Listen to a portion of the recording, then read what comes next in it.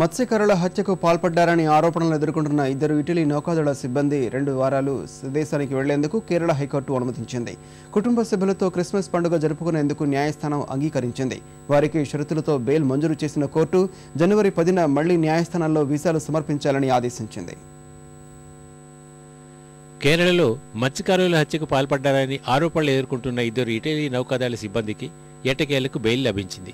ఈ మేరకు లాతోర్ మ్యాసిమైలోనో, స్వాలటోర్ గిడోన్ 2 వారాల క్రిస్మస్ వేడుకల కోసం స్వదేశానికి వెళ్లేందుకు కేరళ హైకోర్టు షరతులతో అంగీకారం తెలిపింది. జనవరి 10వ తేదీ మధ్యాహ్నం 3 గంటలలోపు న్యాయస్థానంలో హాజరై వీసాలు సమర్పించాలని పేర్కొంది. బెయిల్ కోసం 6 కోట్ల రూపాయల బ్యాంకు పూచీకత్తు సమర్పించాలన్న న్యాయస్థానం వారిద్దరికీ పర్యాటక వీసా ఇవ్వాలని కేంద్ర ప్రభుత్వానికి సూచించింది. ఈ మేరకు ఇటలీ రాయబారి కౌన్సిల్ జనరల్ సంప్రదించాక అవసరమైతే బెయిల్ నిబంధనల్లో మార్పులు చేయొచ్చని స్పష్టం చేసింది. మరోవైపు న్యాయస్థానం ఆదేశాల మేరకు ఇద్దరు ఇటలీ సిబ్బంది స్వదేశానికి వెళ్లేందుకు విదేశాంగ శాఖ ఏర్పాట్లు చేసింది.